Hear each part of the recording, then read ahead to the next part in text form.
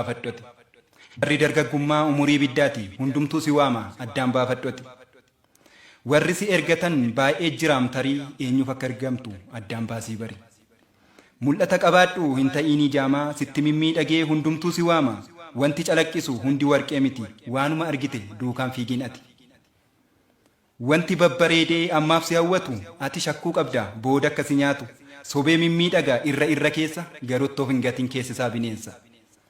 Karaa hundumaayyuu hubannaa qabaadhu hundatti niixatiin dursa dabaafadhu ariifatteen fiigiin suuta tarkaanfadhu waan hundan dubbatiin keessaatii filadhu.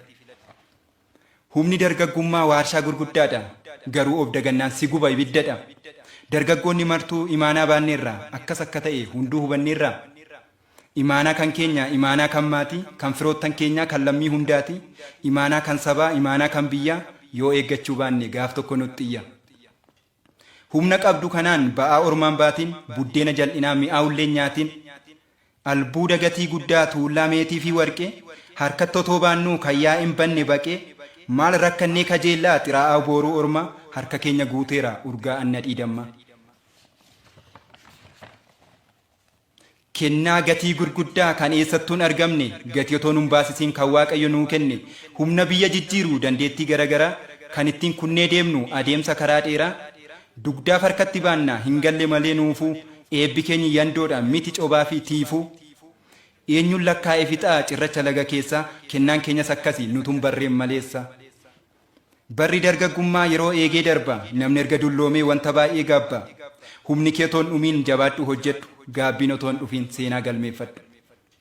Biyyi lafaa kuni humna kee barbaada hafuurri hamaallee si ergachuuf yaada ati garuu didi hin galiifii waada of kennii hojjedhu waaqayyo uumaadha.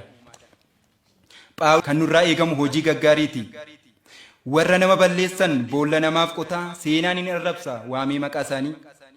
Warra nama balleessan boolla namaaf qotanii seenaan hin arrabsa waamee maqaa isaanii. Matusaalaa laalaa sabara nyaate waggaa 969 kan inni jiraate seenaan kan dubbate waa'ee nama kana barri inni jiraate kunoo amma kana. Galmee seenaan qabu Matusaalaaf wayyoo seenaa toon hojjetiin ta'e irbaata biyyoo. Ayi Matusaalaa kisaaraadhaan galee umurii isaa fixe seenaa tokko malee hiika maalii qabaa hammana jiraachuun homaa toon hojjetiin buddeen qofa nyaachuun kun qaanii guddaadha gooftaan nu haa oolchu. Seenaa Matusaalaa maalan sitti odeessaa atoo eessa jirta har'a dargaggeessaa umuriin keen darba inni har'aa kuni dafii of yaadadhu hillitti aduuni amma siif salphaadha waanumti hundumtuu uumaa kee yaadadhu otoo yeroon jirtu. Amma of jijjiiruuf murteeffadhuu ka'i qilleensi sirraasiin nama kaayyoo ta'i ejjennoo kee cimsii jabaadhuu dhaabadhu isa durii caalaa ogummaaf hubannaa waaqayyoon kadhadhu hin ta'ii wallaalaa kaayyoo bira.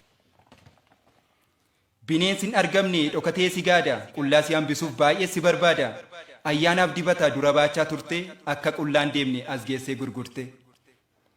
Bubbeen sinirraasiin amantii guddaadhaan jabaadhaa dhaabadhaa kuftanii akka hin cabneef imaan akka hin ganneef waaqayyoon kadhadhaa. Sinitti ulfaatee yoo dadhabsiiseyyuu jireenyi lafarraa hunduu jijjiiramee bifa geeddaratee yoo ta'es gaarrarraa.